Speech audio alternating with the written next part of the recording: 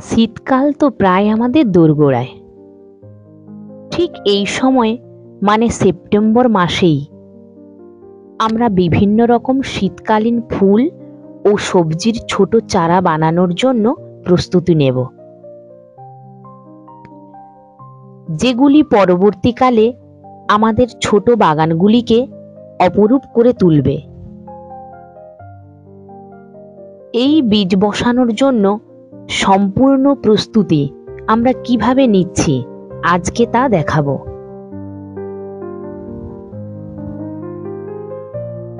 যে পদ্ধতিতে 99%-এরও বেশি জার্মিনেশন সম্ভব।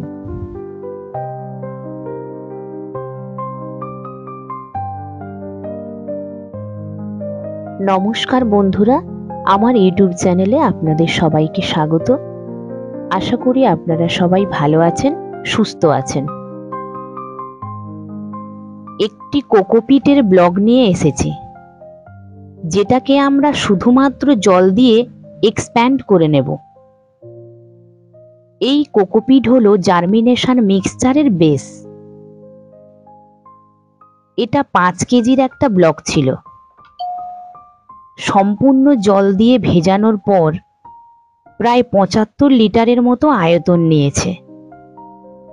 তাহলে বুঝতেই পারছেন এর ওয়াটার হোল্ডিং ক্যাপাসিটি সম্পর্কে।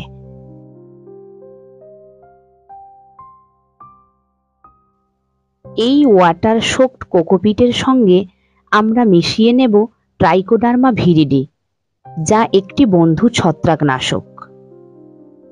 এছাড়া এর সঙ্গে মিশিয়ে নেব প্যাসিলোমাইসিস লিলাসনিয়াস। এটিও একটি বন্ধু ছত্রাক, যা ছোট চারাগাছকে নিমাটোডের হাত থেকে রক্ষা করে।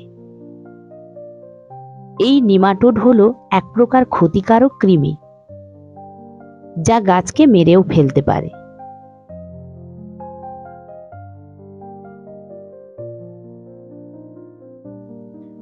একদিন পর আমরা এই কোকোপিট থেকে কিছুটা পরিমাণ নিয়ে নিলাম।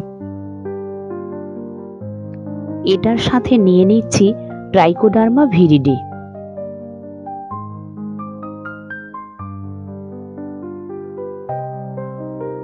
আর থাকছে 2 মুঠো পরিমাণ পাতা সার বা লিফ মোল্ড কম্পোস্ট।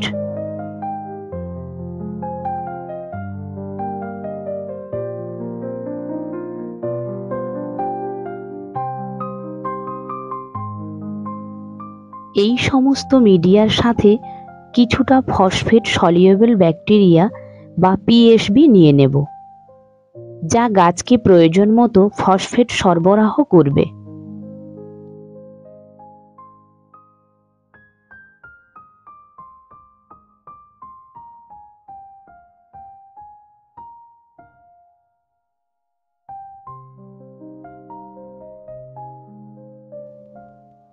এছাড়া নিয়ে নেব নাইট্রোজেন সরবরাহকারী ব্যাকটেরিয়া অ্যাজোটোব্যাক্টর।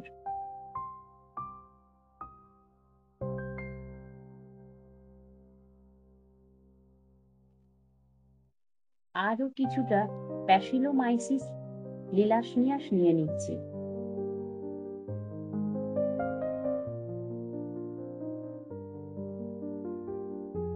সমস্ত মিডিয়াটিকে খুব সুন্দর করে মিশিয়ে সামান্য ভেজা ভেজা অবস্থায় একটি প্লাস্টিকের মধ্যে 1 সপ্তাহের জন্য রেখে দেব, এবং তারপর এটাকে আমরা না শুকিয়ে সরাসরি আমরা বীজ বসানোর মিডিয়া হিসেবে ব্যবহার করব। এই 7 দিনে বন্ধু ব্যাকটেরিয়া ও ছত্রাকগুলি পুরো মিডিয়াটির মধ্যে কলোনি তৈরি করে ফেলবে